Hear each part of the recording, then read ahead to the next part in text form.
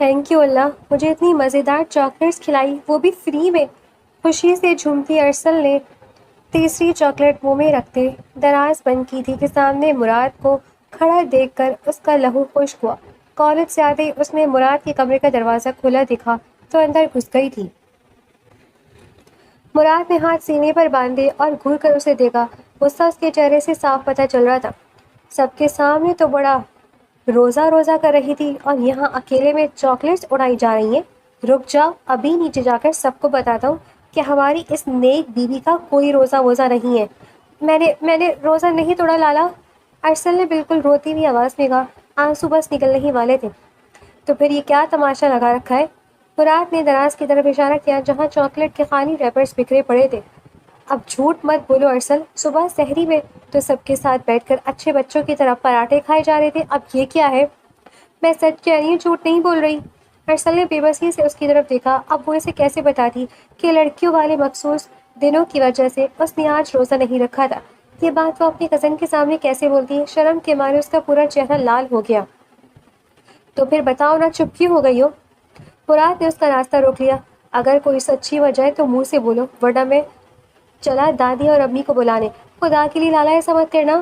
ارسل اب باقاعدہ رونے لگی۔ اس نے اپنے دونوں ہاتھ جوڑ دیے۔ سب میرے بارے میں کیا سوچیں گے؟ دادی تو مجھے چھوڑیں گی ہی نہیں۔ میں آپ کے آگے ہاتھ جوڑتی ہوں، نیچے کسی کو کچھ مت بتانا پلیز۔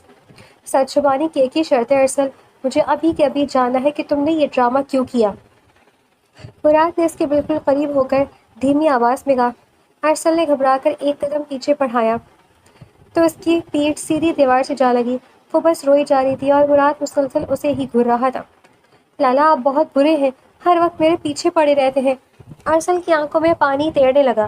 شرمندگی اور غصے کا ایک عجیب مکسچر اس کے چہرے پر تھا۔ برے تم ہو یا میں؟ چوری تم کرو، روزہ تم توڑو اور بری میری ذات؟ چلو صاف کرو یہ منہ اور نیچے چلو، امی بلا رہی ہیں افطاری کی تیاری کے لیے۔ ارسل نے جلدی سے دوپٹے کے پلو سے اپنا منہ صاف کیا اور مراد کو گھورتے ہوئے کمرے سے باہر نکلنے لگی، لیکن جیسے ہی وہ دروازے کے پاس پہنچی مراد نے اسے روکا۔ سنو، کیا ہے اب؟ ارسل چڑھ کر بولی۔ آئندہ میرے کمرے کی چیزوں کو ہاتھ مت لگانا۔ مراد کا لہجہ اچانک سنجیدہ ہو گیا۔ ارسل نے پلٹ کر اسے دیکھا، غصے سے اس کی ناک سرخ ہو رہی تھی۔ ہاں تو مجھے بھی کوئی شوق نہیں ہے آپ کے کمرے میں آنے کا، وہ تو چاکلیٹ دکھ گئی ورنہ میں یہاں قدم بھی نہ رکھوں۔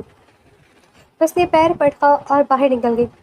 نیچے کچن میں تائی جان مراد کی امی پکوڑے تل رہی تھیں اور بیسن کی خوشبو پورے صحن میں پھیلی ہوئی تھی۔ دادی مصلے پر بیٹھی تسبیح پڑھ رہی تھیں، لیکن ان کی نظریں کچن پر ہی تھیں۔ آ گئی مہرانی، ذرا ہاتھ بٹا لو، پیاز کاٹ دو، تائی جان نے کڑھائی میں چمچ چلاتے ہوئے تیکھے لہجے میں کہا۔ ارسل نے کچن کے کونے میں پڑا اسٹول کھینچا اور بیٹھ گئی۔ امی کہاں ہیں تائی جان؟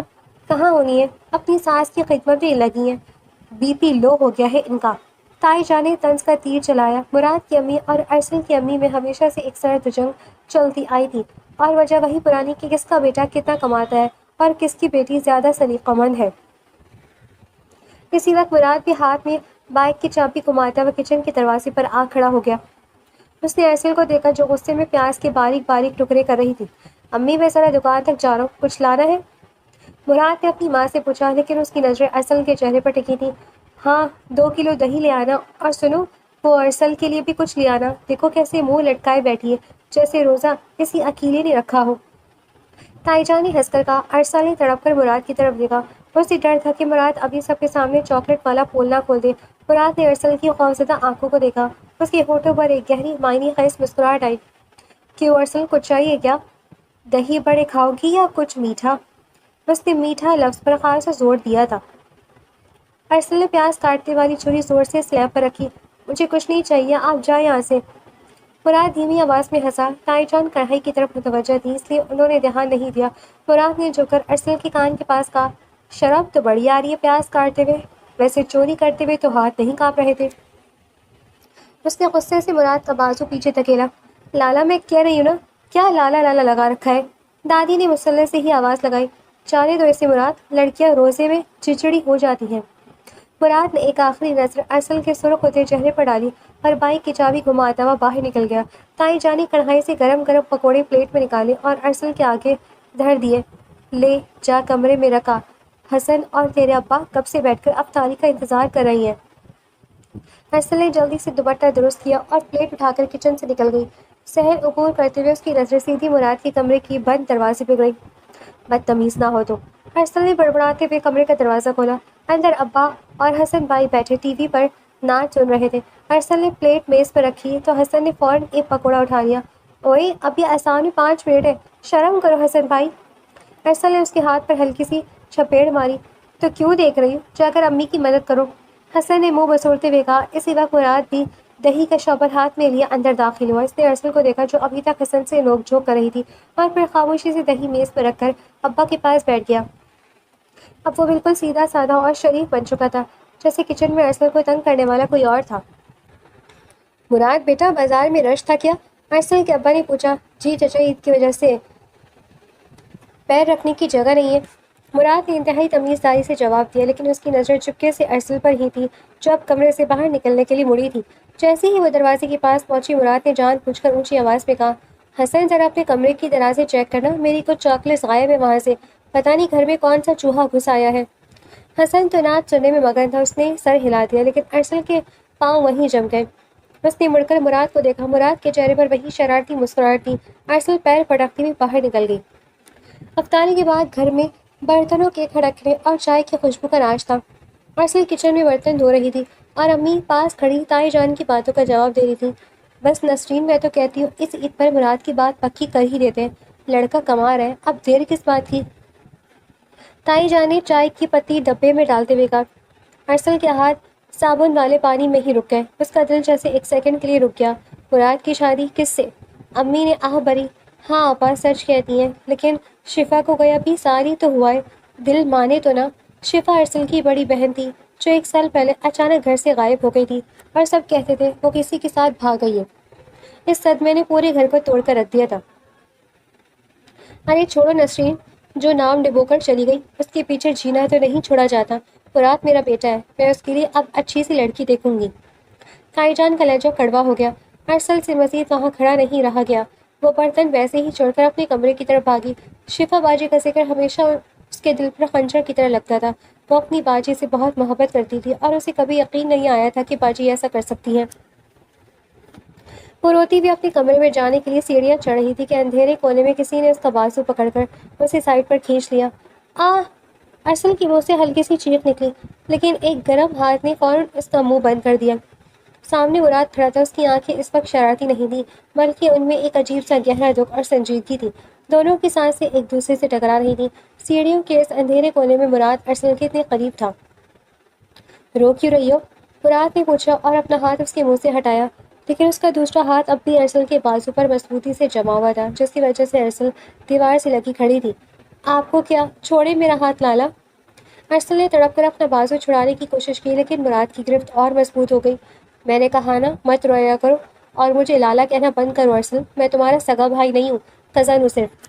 مراد نے اس کی آنکھوں میں جھانکتے ہوئے کہا، تائی جان آپ کی شادی کی بات کر رہی نیچے جائیں، جا کر اپنی دلہن ڈھونڈیں، مجھے کیوں تنگ کر رہی ہیں؟ ارسل نے غصے اور روتی ہوئی آواز کے مکسچر کے ساتھ کہا۔ مراد کے چہرے پر ایک تلخ مسکراہٹ آئی، اس کا چہرہ ارسل کے چہرے کے مزید قریب۔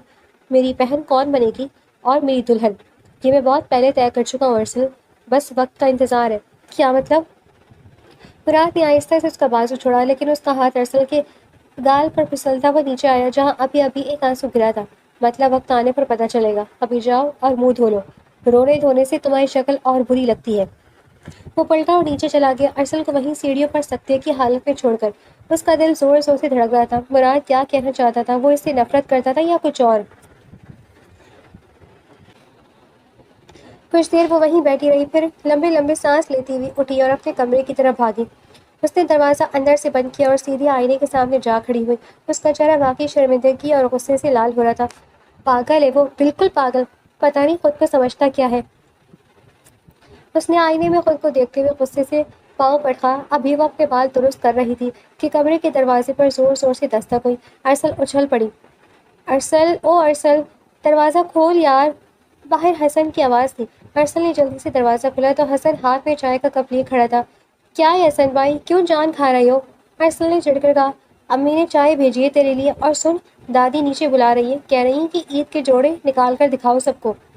حسن نے کپ اس کے ہاتھ میں تھماتے ہوئے کہا۔ ارسل نے کپ پکڑا اور بیڈ پر بیٹھ گئی۔ مجھے نہیں دکھانا کوئی جوڑا، تائی جان نے پھر کوئی نہ کوئی نقص نکال دینا ہے، میرا موڈ نہیں ہے۔ حسن کمرے کے اندر آیا اور اسٹول گھسیٹ کر بیٹھ گیا۔ چھوڑنا یار تائی جان کو، ان کا تو کام ہی یہی ہے۔ تو اپنا سوٹ دکھا، ویسے مراد بھائی نے تیرے لیے کچھ لایا ہے بازار سے؟ ارسل کا چائے کا گھونٹ حلق میں پھنس گیا۔ وہ بری طرح کھانسی۔ کیا مطلب؟ کیا لائے؟ مجھے کیا پتا؟ نیچے تائی جان کو دے رہی تھی جب وہ اپنے کمرے میں جا رہے تھے تو انہوں نے مجھے ایک شاپر دیا اور کہا کہ ارسل کو دے دینا۔ میں نے تیرے بیڈ پر رکھ دیا جب تو کچن میں تھی۔ حسن نے کمرے کے کونے میں پڑے ایک کالے شاپر کی طرف اشارہ کیا۔ ارسل کی نظر فوراً اس شاپر پر گئی۔ حسن کے جاتے اس نے جلدی سے چائے کا کپ سائڈ پر رکھا اور شاپر اٹھا لیا۔ اس نے شاپر کھولا تو اندر شیشے کی ہری اور سنہری چوڑیاں، ایک خوبصورت سی مہندی کی کون اور ان سب کے نیچے وہی ڈیری ملک چاکلیٹس کا پورا پیکٹ تھا جو وہ مراد کے کمرے سے چوری کر کے کھا رہی تھی۔ چاکلیٹس کے اوپر ایک چھوٹا سا کاغذ کا ٹکڑا تھا جس پر مراد کی کٹی پھوٹی ڈھیلی سی لکھائی میں لکھا تھا، چور بیوی یہ لو تمہارا مال غنیمت، لیکن یاد رکھنا اس کی قیمت عید کے دن وصول کروں گا۔ ارسل نے وہ پرچی فوراً اپنے سینے سے لگا لی۔ اس کی آنکھوں میں آنسو آ گئے، لیکن اس بار یہ آنسو دکھ کے نہیں بلکہ ایک ایسی خوشی کے تھے جو وہ خود سے بھی چھپانا چاہتی تھی۔ قیمت؟ کیا قیمت لے گا یہ بندہ؟ اس نے بڑبڑاتے ہوئے چاکلیٹ کا پیکٹ تکیے کے نیچے چھپا دیا۔ رات کے 11 بج رہے تھے۔ گھر کے تمام مرد عید کی تیاریوں اور نماز کے سلسلے میں باہر گئے ہوئے تھے۔ پورے گھر میں خاموشی تھی۔ ارسل کو پیاس لگی تو وہ پانی پینے کے لیے نیچے کچن کی طرف آئی۔ صحن میں اندھیرا تھا، صرف مراد کے کمرے کی کھڑکی سے ہلکی سی روشنی باہر آ رہی تھی۔ ارسل پانی پی کر واپس جا رہی تھی کہ اسے مراد کے کمرے سے کسی کے ہچکیاں لینے کی آواز آئی۔ وہ وہیں رک گئی۔ مراد لالا رو رہی ہیں، اس نے سوچا اور دبے پاؤں اس کی کھڑکی کے پاس چلی گئی۔ کھڑکی کا شیشہ تھوڑا سا کھلا تھا، اندر مراد بیڈ پر بیٹھا تھا۔ اس کے دونوں ہاتھ اس کے چہرے پر تھے اور اس کے کندھے بری طرح ہل رہے تھے۔ وہ رو رہا تھا۔ اس کے بیڈ پر ایک پرانی تصویر پڑی تھی اور ساتھ ہی کچھ جلے ہوئے کاغذات تھے۔ میں روز مرتا ہوں شفا، میں روز مرتا ہوں اس گناہ کے ساتھ۔ ارسل کی آنکھیں جب مجھ سے سوال کرتی ہیں میرا کلیجہ پھٹ جاتا ہے۔ شفا کے ساتھ جو ہوا اس کا ذمہ دار میں ہوں۔ ارسل کے پاؤں تلے سے زمین نکل گئی۔ اس کا سانس حلق میں اٹک گیا۔ شفا باجی، مراد لالا شفا باجی کا نام لے کر رو رہے تھے اور وہ کہہ رہے تھے کہ ذمہ دار وہ ہے۔ یہ کیا کہہ رہی ہیں؟ ارسل نے گھبرا کر ایک قدم پیچھے بڑھایا تو اس کا پیر صحن پڑے ایک پلاسٹک کے ٹب سے ٹکرا گیا۔ ٹاخ! اندھیری رات میں وہ آواز بہت اونچی تھی۔ مراد نے فوراً اپنے آنسو صاف کیے اور کھڑکی کی طرف دیکھا۔ کون ہے وہاں؟ اس کی آواز میں اچانک وہی سختی واپس آ گئی تھی۔ ارسل نے بھاگنے کی کوشش کی لیکن اس سے پہلے کہ وہ سیڑھیوں تک پہنچتی، مراد نے کمرے کا دروازہ کھولا اور باہر آ گیا۔ اس نے اندھیرے میں ارسل کا ہاتھ پکڑ کر اسے اپنی طرف کھینچا۔ تم یہاں کیا کر رہی ہو اس وقت؟ مراد نے اسے جھنجھوڑتے ہوئے پوچھا۔ اس کی آنکھیں اب بھی سرخ تھیں۔ آپ باجی کا نام کیوں لے رہے تھے؟ ارسل کی آواز کانپ رہی تھی۔ اس نے مراد کا ہاتھ جھٹکنے کی کوشش کی۔ بولی لالا، آپ نے کیا کیا میری باجی کے ساتھ؟ تم نے کچھ غلط سنا ہے ارسل، جاؤ اپنے کمرے میں، مراد نے کڑوے لہجے میں کہا اور اسے سیڑھیوں کی طرف دھکیلنے لگا۔ میں نے کچھ غلط نہیں سنا، ارسل اب باقاعدہ چیخ پڑی۔ اس نے مراد کا گربان دونوں ہاتھوں سے پکڑ لیا اور اسے پیچھے دیوار کی طرف دھکیلا۔ آپ نے کہا تھا کہ آپ ذمہ دار ہیں، میری باجی کہاں ہے؟ وہ گھر سے نہیں بھاگی تھی نا؟ آپ جانتے ہیں وہ کہاں ہے؟ بولیے، خدا کے لیے بولیے۔ مراد نے گھبرا کر ارسل کا منہ اپنے ہاتھ سے بند کر دیا اور اسے اپنے ساتھ گھسیٹتے ہوئے اپنے کمرے کے اندر لے گیا اور پاؤں سے دروازہ بند کر دیا۔ پاگل ہو گئی ہو، نیچے تائی اور دادی سو رہی ہیں، جگا رہے ہیں سب کو، مراد نے دھیمی آواز میں کہا۔ اس کا ہاتھ اب بھی ارسل کے منہ پر تھا۔ چھوڑی مجھے! ارسل نے اس کے ہاتھ پر دانت کاٹنے کی کوشش کی تو مراد نے ہاتھ ہٹا لیا لیکن اسے کمرے کی دیوار سے لگا دیا۔ دونوں کے چہرے ایک دوسرے کے اتنے قریب تھے۔ ہاں، میں ذمہ دار ہوں، مراد نے اچانک ہار مانتے ہوئے کہا۔ اس کی آواز میں شدید درد تھا۔ میں بزدل تھا ارسل، شفا مجھ سے مدد مانگ رہی تھی اور میں نے اپنے باپ کے ڈر سے اس کا ہاتھ چھوڑ دیا، لیکن میں نے اسے مارا نہیں، خدا کی قسم میں نے کچھ نہیں کیا۔ تو پھر وہ کہاں ہے؟ ارسل نے روتے ہوئے اس کی قمیض کو مٹھیوں میں جکڑ لیا۔ میری باجی کہاں ہے مراد؟ مراد نے اس کے چہرے کو اپنے دونوں ہاتھوں کے پیالے میں لیا۔ اس کی آنکھوں میں گہرا گلٹ اور ایک عجیب سی تڑپ تھی جو ارسل نے پہلے کبھی نہیں دیکھی تھی۔ وہ زندہ ہے ارسل، وہ زندہ ہے، لیکن وہ اب کبھی واپس نہیں آ سکتی، اور میں اس گناہ کا کفارہ ادا کر رہا ہوں تمہاری حفاظت کر کے۔ میری حفاظت؟ ارسل نے اسے دیکھا۔ ہاں، تمہاری حفاظت، کیونکہ جو شفا کے ساتھ ہوا وہ میں تمہارے ساتھ نہیں ہونے دوں گا، چاہے مجھے اپنی جان ہی کیوں نہ دینی پڑے۔ مراد نے آہستہ سے اپنے ہاتھ اس کے چہرے سے ہٹائے اور دروازے کی طرف اشارہ کیا۔ اب جاؤ یہاں سے، اس سے پہلے کہ کوئی ہمیں اس کمرے میں اس حال میں دیکھ لے۔ ارسل نے بکھرے ہوئے کاغذات کی طرف دیکھا، پھر مراد کے چہرے کو دیکھا جس پر اب ایک گہرا سکون چھایا ہوا تھا۔ وہ بنا کچھ کہے لرزتے قدموں سے کمرے سے باہر نکل گئی۔ اگلی صبح عید کا دن تھا، پورے گھر میں سوئیاں پکنے کی خوشبو اور نئے کپڑوں کی سڑسڑاہٹ تھی۔ مرد حضرات عید کی نماز پڑھ کر واپس آ چکے تھے اور اب صحن میں گلے مل رہے تھے۔ ارسل نے ہلکی گلابی رنگ کا جوڑا پہنا تھا جو اس کی امی نے بڑی مشکل سے عید کے لیے سلوایا تھا۔ اس نے مراد کی دیوی ہری چوڑیاں بھی پہن رکھی تھی، لیکن اس کا دل کہیں اور تھا۔ رات جو کچھ اس نے مراد سے سنا تھا اس کے بعد اس کی نیند اڑ چکی تھی۔ ارسل، ذرا مردانے میں چائے کی ٹرے دے آؤ، تائی جان نے کچن سے آواز لگائی۔ ارسل نے ٹرے اٹھائی اور مردانے کی طرف چل دی۔ وہاں ابا، چچا اور حسن بیٹھے تھے اور مراد سفید رنگ کی کرتے شلوار میں ملبوس کچن کے پاس والے ستون سے ٹیک لگائے کھڑا تھا اور فون پر کسی سے بات کر رہا تھا۔ جیسے ہی ارسل وہاں سے گزری، مراد کی نظریں اس کے گلابی جوڑے اور کلائیوں پر کھنکتی ہری چوڑیوں پر گئی، لیکن اس نے فوراً نظریں چرا لی۔ ارسل نے مردانے میں چائے رکھی تو اس کے ابا نے پیار سے اس کے سر پر ہاتھ رکھا۔ ماشاءاللہ میری بیٹی بڑی پیاری لگ رہی ہے، یہ لو تمہاری عیدی۔ انہوں نے 5,000 کا نوٹ اس کی طرف بڑھایا۔ شکریہ ابا۔ ارسل نے مسکرا کر نوٹ لیا اور باہر نکل آئی۔ باہر تائی جان اور دادی صحن بیٹھی مہمانوں کا انتظار کر رہی تھی۔ اسی وقت مراد بھی مردانے سے باہر آیا اور دادی عیدی لینے لگا۔ جیتا رہے میرے لال، خدا تجھے نیک بیوی دے اور عید کی خوشیاں مبارک کرے۔ دادی نے دعائیں دی۔ تائی جان نے مراد کو دیکھا اور پھر ارسل کی امی کی طرف رخ کیا جو کچن سے باہر آ رہی تھی۔ نسرین، میں تو کہتی ہوں عید کے چوتھے دن مراد کے لیے اس لڑکی کے گھر چلتے ہیں جو میں نے پسند کی ہے۔ شفا تو جو نام ڈبو کر گئی سو گئی، اب اس کے غم میں بیٹھ کر مراد کی عمر تو نہیں ٹالنی نا۔ ارسل کی امی کے چہرے پر دکھ کی ایک لہر دوڑ گئی۔ آپا، عید کے دن تو اس کا نام ایسے نہ لیں، میری بیٹی جیسی بھی تھی میری اولاد تھی۔ ان کی آنکھوں میں آنسو آ گئے تھے۔ ارے نسرین، سچ کڑوا ہوتا ہے، سب جانتے ہیں کہ وہ پڑوس کی لڑکی کے ساتھ بھاگی تھی۔ شکر کرو ہماری عزت بچ گئی، ورنہ مراد کی شادی کون کرتا ہے اس گھر میں؟ تائی جان کا لہجہ اتنا زہریلا تھا، ارسل سے یہ سب برداشت نہیں ہوا۔ وہ تائی جان کو جواب دینے ہی والی تھی کہ مراد نے اونچی آواز میں کہا، امی بس کر دیں آپ، عید کا دن ہے، کم از کم آج تو پرانے مردے نہ اکھاڑے۔ اور میں نے آپ سے کہا ہے نا، مجھے ابھی شادی نہیں کرنی۔ تائی جان نے حیرت سے اپنے بیٹے کو دیکھا۔ کیوں نہیں کرنی؟ عمر دیکھیے اپنی، اور ویسے بھی اس گھر میں اب کوئی خوشی اچھے سے منائی جائے تو تمہاری نخرے شروع ہو جاتے ہیں۔ مراد نے کوئی جواب نہیں دیا۔ اس نے غصے سے ارسل کی طرف دیکھا جس کی آنکھوں سے اب آنسو بہہ رہے تھے، اور پھر وہ تیز قدموں سے اپنے کمرے کی طرف چلا گیا اور دروازہ زور سے بند کر دیا۔ دوپہر کے وقت گھر میں مہمانوں کا تانتا بندھا ہوا تھا، سب کچن اور صحن میں مصروف تھے۔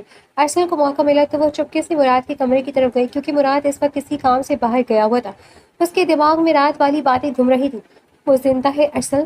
مراد کے الفاظ اسے چین نہیں لینے دے رہے تھے۔ وہ مراد کے کمرے میں داخل ہوئی تو کمرہ ہمیشہ کی طرح صاف ستھرا تھا۔ اس نے مراد کے بیڈ کے نیچے اور درازوں میں دیکھنا شروع کیا۔ وہ کسی ثبوت کی تلاش میں تھی۔ بیڈ کے بالکل نیچے ایک پرانے بکسے کے پیچھے اسے ایک جلی ہوئی ڈائری کا ٹکڑا ملا۔ ارسل نے جلدی سے اسے باہر نکالا۔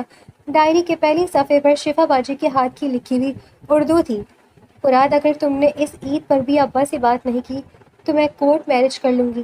میں تائی جان کے چنے ہوئے لڑکے سے شادی نہیں کر سکتی۔ ارسل کے ہاتھ کانپنے لگے۔ شفا باجی کسی پڑوس کے لڑکے سے نہیں بلکہ مراد سے محبت کرتی تھی، اور تائی جان سب کے سامنے باجی کو بدنام کر رہی تھی۔ تم یہاں کیا کر رہی ہو؟ اچانک دروازے پر مراد کی آواز گونجی۔ ارسل نے گھبرا کر مڑ کر دیکھا تو مراد دروازے میں کھڑا تھا۔ اس نے ایک نظر ارسل کے ہاتھ میں موجود ڈائری پر ڈالی اور پھر اس کے پاؤں تلے سے زمین نکل گئی۔ وہ تیزی سے آگے بڑھا اور ارسل کا بازو دبوچ لیا۔ یہ تمہارے ہاتھ میں کیا ہے ارسل؟ میں نے کہا تھا نا میرے کمرے سے دور رہا کرو۔ مراد نے غصے سے چلاتے ہوئے اس کے ہاتھ سے ڈائری چھیننے کی کوشش کی۔ نہیں چھوڑوں گی۔ ارسل نے روتے ہوئے ڈائری کو اپنے سینے سے لگا لیا۔ آپ قاتل مراد لالا، آپ نے میری باجی کو دھوکہ دیا، وہ آپ سے محبت کرتی تھی اور آپ نے اسے گھر سے بھاگنے پر مجبور کیا۔ مراد نے غصے میں اسے دیوار سے لگا دیا۔ اس کا پورا وزن ارسل پر تھا اور اس کا سانس ارسل کے چہرے پر پڑا تھا۔ تم کچھ نہیں جانتی ارسل، چپ ہو جاؤ ورنہ اچھا نہیں ہوگا، مراد نے دھیمی اور کانپتی ہوئی آواز میں کہا۔ اس کی آنکھوں میں شدید دکھ اور محبت کا ایک عجیب مکسچر تھا۔ میں سب جان گئی ہوں، میں ابھی نیچے جا کر ابا کو سب بتاؤں گی کہ تائی جان جس بیٹی کو بدنام کری ہے اس کا گناہ گار ان کا اپنا بیٹا ہے۔ ارسل نے تڑپ کر کہا۔ مراد نے اچانک اس کے دونوں ہاتھ دیوار کے ساتھ جکڑ لیے۔ اس کا چہرہ ارسل کے اتنے قریب تھا کہ ان کے لب ایک دوسرے کو چھونے کے قریب تھے۔ نہیں بتاؤ گی تم؟ اگر تم نے نیچے ایک لفظ بھی بولا تو شفا کبھی واپس نہیں آئے گی، وہ جہاں بھی ہے میری وجہ سے محفوظ ہے ارسل۔ ارسل کا سانس رک گیا۔ کیا مطلب ہے؟ مراد نے آہستہ سے اس کی گرفت چھوڑی، لیکن اس کا ہاتھ اب بھی ارسل کی گال پر تھا جہاں سے وہ اس کے آنسو صاف کر رہا تھا۔ مطلب یہ کہ کچھ راز نہ کھلے تو ہی اچھا ہے۔ اب جاؤ یہاں سے اور یہ ڈائری یہیں چھوڑ دو۔ ارسل نے کانپتے ہاتھوں سے ڈائری اس کے بیڈ پر پھینکی اور روتی ہوئی کمرے سے باہر بھاگ گئی۔ عید کا دن آدھا گزر چکا تھا۔ عید کا دوسرا دن بھی گزر گیا، لیکن گھر کی رونق ارسل کے لیے ایک بھیانک خواب بن کر چکی تھی۔ وہ جو بات بات پر چڑھتی تھی، پیر پٹکتی تھی، اب بالکل خاموش ہو گئی تھی۔ گھر والے سمجھ رہے تھے کہ شاید روزوں کی تھکن یا عید کے کاموں کی وجہ سے وہ ڈیڈال ہے، لیکن ارسل کے اندر ایک طوفان برپا تھا۔ اب جب بھی مراد کچن کے پاس سے گزرتا یا صحن میں نظر آتا، ارسل کی نوک جو ختم ہو چکی تھی وہ فوراً اپنی نظر جھکا لیتی اور وہاں سے ہٹ جاتی۔ اس کے دل میں مراد کے لیے محبت اور نفرت کی ایک ایسی جنگ چھڑ چکی تھی جس نے اس کا سکون چھین لیا تھا۔ اسے رہ رہ کر یہی لگتا تھا کہ مراد نے اس کی معصوم باجی کے ساتھ بہت بڑا دھوکہ کیا ہے، شاید اسے جان سے مار دیا ہے یا کسی ایسی دلدل میں دھکیل دیا ہے جہاں سے واپسی نہیں آ سکتی۔ مراد بھی اس کی اس خاموشی کو محسوس کر رہا تھا۔ اس کی نظر ارسل کا پیچھا کرتی تھی، لیکن وہ کچھ بول نہیں پا رہا تھا۔ ایک عجیب سا تناؤ تھا جو ان دونوں کے درمیان دیوار بن کر کھڑا ہو گیا تھا۔ تیسرے دن دوپہر کو ارسل کی سب سے پکی سہیلی عائشہ کا فون آیا۔ اس نے ارسل کو اپنے گھر بلایا تھا کیونکہ عید پر ان کی ملاقات نہیں ہو سکی تھی۔ ارسل نے جانے کے لیے حامی بھر لی کیونکہ وہ اس دن دم گھوٹتے ہوئے محل سے کچھ دیر کے لیے باہر نکلنا چاہتی تھی۔ جب اس نے امی سے اجازت مانگی تو تائی جان بھی وہیں بیٹھی چائے پی رہی تھی۔ نسرین اکیلی جان کو اتنی دور کیسے بھیجو گی؟ عید کے دن ہے، لڑکے بائکوں پر گھوم رہے ہوتے ہیں۔ تائی جان نے چائے کا گھونٹ لیتے ہوئے کہا۔ پھر انہوں نے باہر صحن کی طرف آواز لگائی، مراد، او مراد بیٹا، ذرا ادھر آؤ نا۔ مراد جو باہر گاڑی صاف کر رہا تھا ہاتھ میں کپڑا لیے اندر داخل ہوا۔ جی امی، ذرا ارسل کو اس کی سہیلی کے گھر چھوڑاؤ، اکیلی جا رہی ہے، مجھے اچھا نہیں لگ رہا۔ تائی جان نے حکم چلایا۔ ارسل کا دل دھک سے رہ گیا۔ اس نے جلدی سے نفی میں سر ہلایا۔ نہیں تائی جان، کوئی ضرورت نہیں ہے، میں رکشہ لے کر چلی جاؤں گی، حسن بھائی چھوڑ آئیں گے مجھے۔ حسن تو اپنے دوستوں کے ساتھ باہر گیا ہوا ہے اور مراد فارغ ہی تو ہے۔ جاؤ ارسل، زیادہ نخرے مت کرو، ویسی بھی دھوپ تیز ہو رہی ہے، امی نے پیار سے اس کے سر پر دوپٹہ درست کرتے ہوئے کہا۔ ارسل نے بے بسی سے مراد کو دیکھنے لگا۔ مراد نے ایک گہری نظر ارسل کے اداس چہرے پر ڈالی اور چابی جیب میں نکالتے ہوئے کہا، چلو میں گاڑی نکال رہا ہوں، باہر آ جاؤ۔ گاڑی کا سفر خاموشی کی انتہا تھا۔ ارسل پچھلی سیٹ پر بیٹھنے لگی تھی، لیکن مراد نے سختی سے کہا، سامنے بیٹھو، میں تمہارا ڈرائیور نہیں ہوں۔ مجبوراً اسے اگلی سیٹ پر بیٹھنا پڑا۔ پورے راستے ارسل نے اپنا رخ کھڑکی کی طرف کیے رکھا۔ وہ مراد کی طرف دیکھنا بھی نہیں چاہتی تھی۔ مراد نے 2-3 بار شیشے میں اس کا چہرہ دیکھنے کی کوشش کی، لیکن ارسل نے کھڑکی کے باہر کی دنیا میں خود کو گم کر لیا تھا۔ وہ عائشہ کے گھر کا راستہ اچھی طرح جانتی تھی، لیکن آدھے گھنٹے بعد جب گھر ایک ایسے علاقے میں مڑی جو عائشہ کے گھر کا نہیں تھا تو ارسل چونک اٹھی۔ لالا، میرا مطلب ہے مراد، یہ راستہ کہاں جا رہا ہے؟ عائشہ کا گھر تو پیچھے رہ گیا ہے۔ ارسل کی آواز میں گھبراہٹ تھی۔ مراد نے کوئی جواب نہیں دیا۔ اس کے چہرے پر ایک عجیب سی سنجیدگی اور صدقے تھی۔ اس نے گاڑی کی رفتار بڑھا دی۔ میں آپ سے کچھ پوچھ رہی ہوں، گاڑی روکیں، مجھے نہیں جانا کہیں، مجھے عائشہ کے گھر چھوڑیں۔ ارسل نے دروازہ کا ہینڈل پکڑنے کی کوشش کی، لیکن گاڑی سینٹرل لاک تھی۔ خاموشی سے بیٹھی رہو ارسل، تمہیں کچھ دکھانا ہے جس کے بعد تمہاری یہ روز روز کی خاموشی اور شک ختم ہو جائے گا۔ مراد کی آواز دھیمی لیکن کاٹدار تھی۔ گاڑی شہر کے ایک مسافاتی اور پرسکون علاقے میں واقع ایک نجی ہسپتال کے سامنے جا کر رکی۔ ہسپتال کی عمارت پرانی اور خاموش سی تھی۔ ارسل نے حیرت اور ڈر سے مراد کو دیکھا۔ مراد گاڑی بند کر کے اترا اور ارسل کی طرف کا دروازہ کھول دیا۔ اترو، اس نے کہا۔ ارسل لرزتے قدموں سے باہر نکلی۔ مراد اس کے آگے چل رہا تھا اور وہ کسی کٹی پتی کی طرح اس کے پیچھے چلنے پر مجبور تھی۔ ہسپتال کے کوریڈور میں وائٹ فینائل کی بو پھیلی ہوئی تھی جو دل کو اداس کر دینے والی تھی۔ مراد ایک پرائیویٹ روم کے سامنے پہنچ کر رک گیا۔ اس نے ارسل کی طرف دیکھا۔ اس کی اپنی آنکھوں میں اس وقت درد کا ایک سمندر تھا۔ اس نے دھیرے سے کمرے کا دروازہ دھکیلا۔ اندر کا منظر دیکھ کر ارسل کی منہ سے ایک سسکی نکل گئی اور اس نے اپنے دونوں ہاتھ اپنے منہ پر رکھ لیے۔ بیڈ پر سفید چادر اوڑھے شفا باجی لیٹی ہوئی تھی۔ وہ شفا باجی جو کبھی پورے گھر کو اپنی قہقہوں سے سر پر اٹھائے رکھتی تھی، اب اتنی کمزور اور زرد ہو چکی تھی کہ پہچانی بھی نہیں جا رہی تھی۔ ان کی آنکھیں چھت کی طرف ٹکی ہوئی تھی، بالکل بے جان اور ویران، اور ان کے بیڈ کے پاس فرش پر ایک چھوٹا سا تقریباً 2 سال کا بچہ بیٹھا پلاسٹک کے کھلونوں سے کھیل رہا تھا، جس کی معصوم شکل شفا باجی سے بہت ملتی تھی۔ باجی! ارسل کے پیروں میں جیسے جان ہی نہیں رہی۔ وہ بھاگتی ہوئی بیڈ کے پاس پہنچی اور شفا کا ہاتھ تھام لیا۔ باجی، آپ یہاں ہیں؟ خدا کے لیے بولے باجی، یہ آپ کی کیا حالت ہو گئی ہے؟ ارسل زار و قطار رونے لگی۔ اس نے شفا کے چہرے کو چوما، ان کے ہاتھ اپنی گالوں سے لگائے۔ باجی امی روز آپ کے لیے روتی ہیں، ابا بوڑھے ہو گئے ہیں آپ کی غم میں، آپ گھر کیوں نہیں آئی؟ تائی جان سب کے سامنے آپ کو کتنا برا بھلا کہتی ہیں، آپ بولتی کیوں نہیں؟ شفا نے اپنی پتلی اور کمزور گردن گھمائی اور ارسل کی طرف دیکھا۔ اس کی آنکھوں میں ارسل کو دیکھ کر آنسو تو آئے، وہ آنسو کن پٹیوں سے ہوتے ہوئے بالوں میں جذب ہو گئے، لیکن اس کے لبوں سے ایک لفظ نہ نکلا۔ اس نے ارسل کے ہاتھ پر اپنی گرفت مضبوط کرنے کی کوشش کی، لیکن اس میں اتنی طاقت بھی نہیں تھی۔ اس نے بس ایک بے بس التجا بھری نظر مراد پر ڈالی، جو کمرے کے کونے میں سر جھکائے کھڑا تھا۔ باجی مجھ سے بات کرے نا، یہ بچہ کس کا ہے؟ آپ کو کیا ہوا ہے؟ ارسل نے تڑپ کر پوچھا، لیکن شفا نے اپنی آنکھیں بند کر لی، جیسے وہ کسی شدید ذہنی یا جسمانی صدمے کے اس پار جا جھکی ہو جہاں لفظ اپنا وجود کھو دیتے ہیں۔ وہ بس خاموش رہی، جیسے ایک زندہ لاش ہو۔ ارسل کا دل پھٹ رہا تھا، وہ اس خاموشی کو برداشت نہیں کر پا رہی تھی۔ اس نے مراد کی طرف دیکھا، جو پتھر کا بت بنا کھڑا تھا، اور وہ بچہ اپنی معصومیت سے ارسل کو دیکھ رہا تھا۔ ارسل نے جھٹکے سے شفا کا ہاتھ چھوڑا، آگے بڑھی اور مراد کا ہاتھ کلائی سے مضبوطی سے پکڑ کر اسے کھینچتے ہوئے کمرے سے باہر کوریڈور کے ایک سنسان کونے میں لے آئی۔ ہسپتال کا وہ کوریڈور بالکل خالی تھا، جہاں صرف ارسل کی سسکیوں کی آواز گونج رہی تھی۔ کیوں کیا آپ نے ایسا؟ کیوں کیا؟ ارسل نے مراد کا ہاتھ جھٹکتے ہوئے اس کے سینے پر اپنے دونوں ہاتھ مارے۔ اس کی آواز غصے اور شدید دکھ سے کانپ رہی تھی۔ میری باجی آپ سے پیار کرتی تھی مراد، وہ آپ پر اندھا یقین کرتی تھی۔ اگر آپ نے اسے مارا نہیں تو اس کی یہ حالت کس نے کی؟ آپ نے میری ہستی کھیلتی باجی کو اس ہسپتال کے کمرے میں قید کر کے کیوں رکھا ہوا ہے؟ مراد نے خاموشی سے اس کے وار سہے، اس کا چہرہ گلٹ اور اندرونی اذیت سے مسخ ہو رہا تھا۔ بولیے نا، چپ کیوں ہے؟ ارسل نے مراد کا گریبان دونوں ہاتھوں میں جکڑ لیا۔ اس کے آنسو مراد کی کرتے پر گر رہے تھے۔ تائی جان نیچے بیٹھ کر سب کے سامنے اس کا نام اچھالتی ہیں، اسے بدکردار کہتی ہیں، اور آپ یہاں تماشا دیکھ رہے ہیں۔ آپ نے میری باجی کی زندگی برباد کر دی مراد لالا، آپ نے اسے جیتا جی مار دیا۔ کیوں کیا آپ نے ایسا؟ کیا قصور تھا اس کا؟ مراد نے ارسل کے کانپتے ہوئے ہاتھوں کو اپنے ہاتھوں میں لیا اور انہیں اپنے گریبان سے ہٹایا۔ اس کی اپنی آواز اتنی بھاری تھی جیسے کوئی صدیوں کا بوجھ اٹھائے ہوئے ہو۔ میں نے اسے نہیں مارا ارسل، میں نے کچھ نہیں کیا۔ مراد کی آواز کٹ گئی۔ تو پھر یہ سب کیا ہے؟ ارسل نے چیخ کر کہا۔ وہ بول کیوں نہیں رہی؟ وہ گھر واپس کیوں نہیں چل سکتی؟ مجھے سچ جاننا ہے مراد، ورنہ خدا کی قسم میں ابھی جا کر سب کو یہاں لے آؤں گی۔ میں نے اسے نہیں مارا ارسل، میں تو خود روز مرتا ہوں اس عذاب میں۔ مراد نے چہرہ اٹھایا، اس کی آنکھیں خون کی طرح سرخ ہو رہی تھی۔ تو پھر بولے نا، کیا ہوا تھا میری باجی کے ساتھ؟ ارسل نے روتے ہوئے اس کے سامنے گھٹنوں کے بل بیٹھ کر اس کا گھٹنا جھنجھوڑا۔ مجھے سچ جاننا ہے مراد، میری باجی اس حال میں کیسے پہنچی؟ مراد نے ایک گہرا اور تکلیف دہ سانس لیا، اس کی نظریں کوریڈور کی چھت پر ٹک گئی اور وہ ماضی کی اس بھیانک رات میں لوٹ گیا۔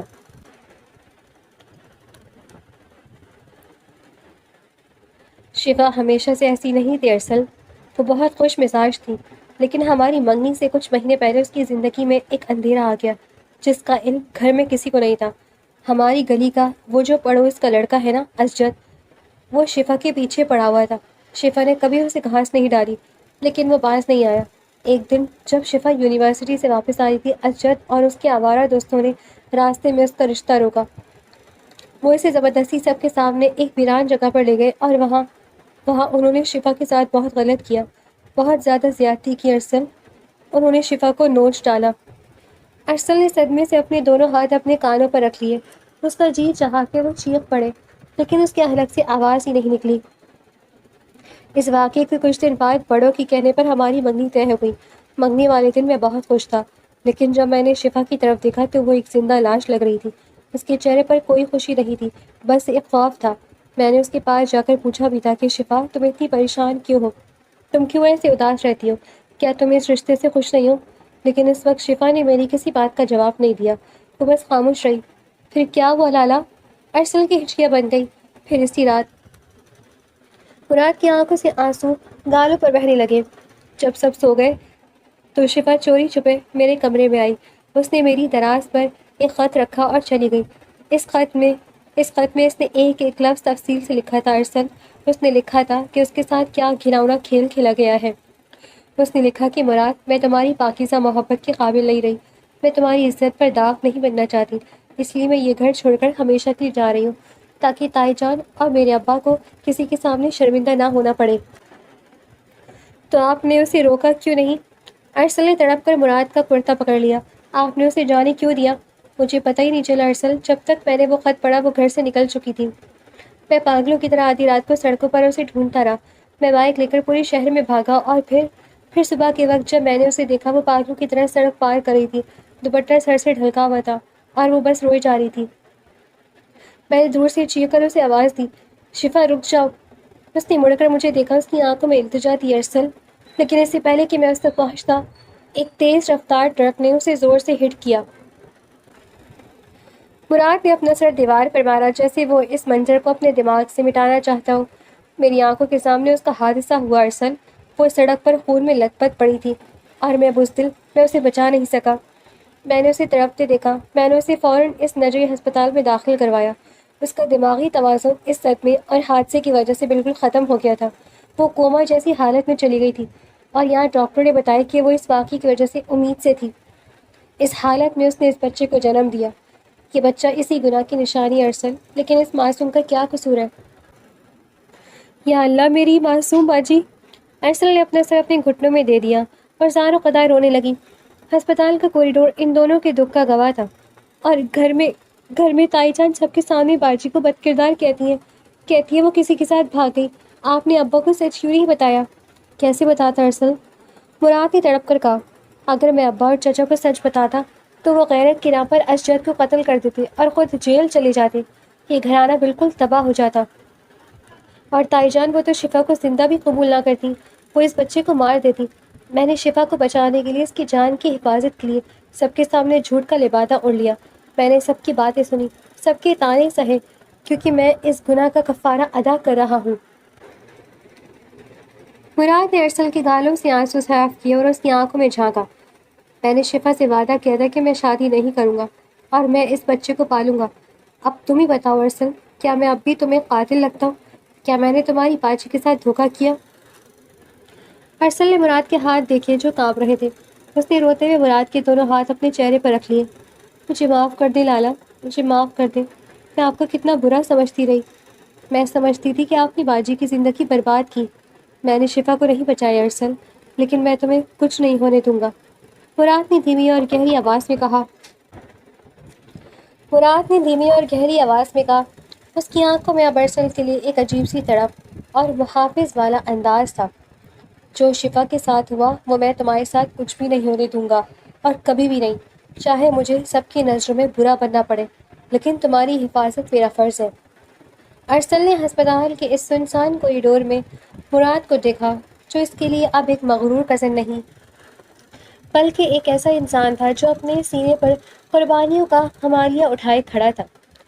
ایک بات بولوں ارسل، مراد نے دھیمی آواز میں کہا، میں سب جانتا ہوں، مجھے پتا ہے کہ تم مجھے بچپن سے پسند کرتی تھی، تمہاری آنکھیں سب بتا دیتی تھی، لیکن تم اپنی باجی کی وجہ سے ہمیشہ خاموش رہی، اپنے جذبات چھپاتی رہی، اور میں بھی تمہیں ہی پسند کرتا تھا ارسل۔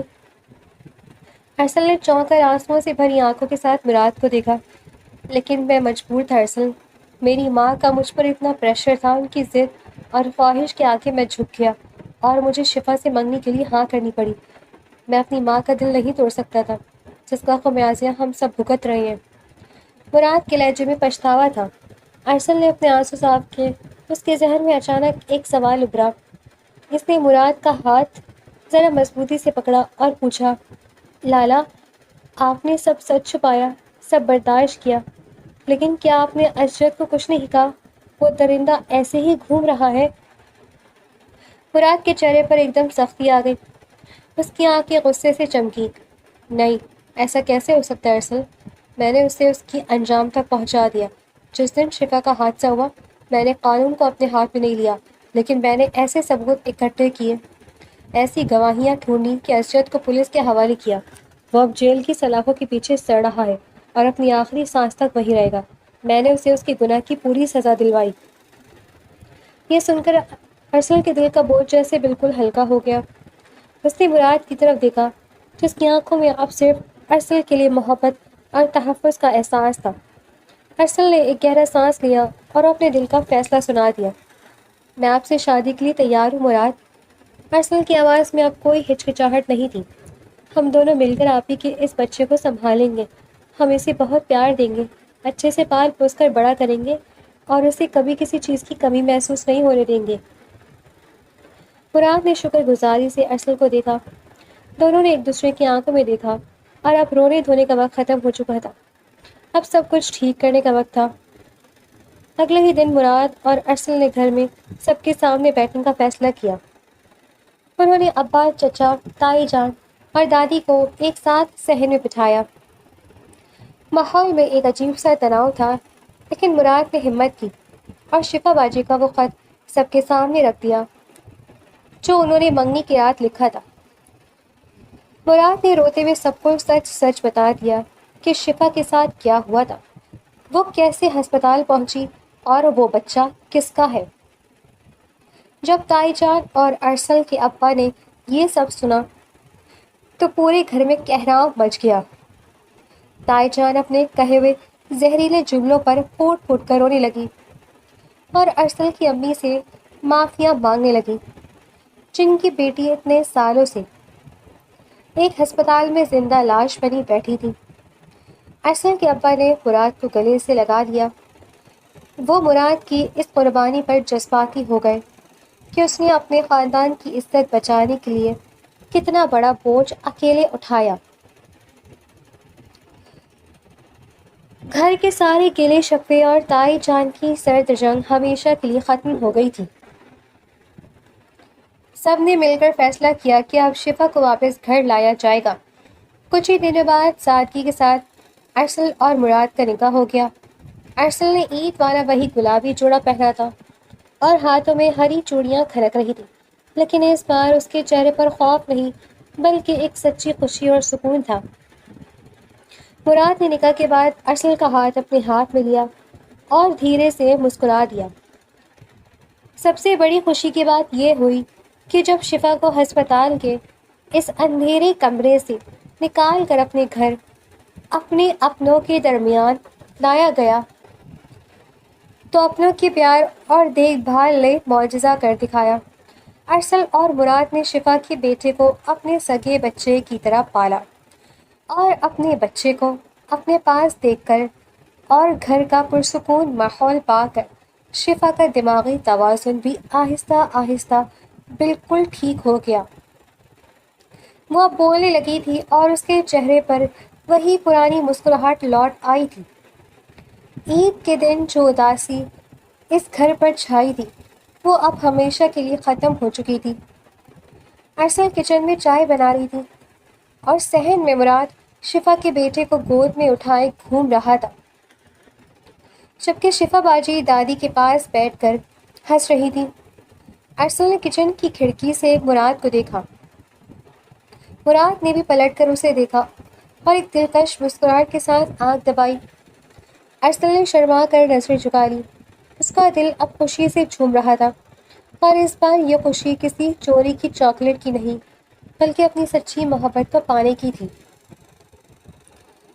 شام کے سائے گہرے ہو رہے تھے جب ارسل چائے کی ٹرے لیے کمرے میں آئی۔ مراد نے دروازہ بند کیا اور شرارت سے مسکراتے ہوئے اس کا راستہ روک کر کھڑا ہو گیا۔ اب تو لالا کہنا بند کر دو، اب تو میں تمہارا شوہر ہوں، اس نے ارسل کے چہرے پر جھکتے ہوئے دھیمی آواز میں کہا۔ ارسل کا چہرہ شرم سے سرخ ہو گیا۔ اس نے پیچھے ہٹنے کی کوشش کی تو مراد نے اس کی کلائی پکڑ لی۔ مراد نے جیب سے وہی چاکلیٹ نکالی۔ یہ لو تمہاری مال غنیمت جس کی قیمت میں نے وصول کر لی۔ ارسل نے مسکرا کر اس کے سینے پر سر رکھ دیا۔ زندگی کے سارے دکھ اب محبت کے اس خوبصورت رنگ میں بدل چکے تھے جہاں پر شام خوشیوں سے سجی تھی۔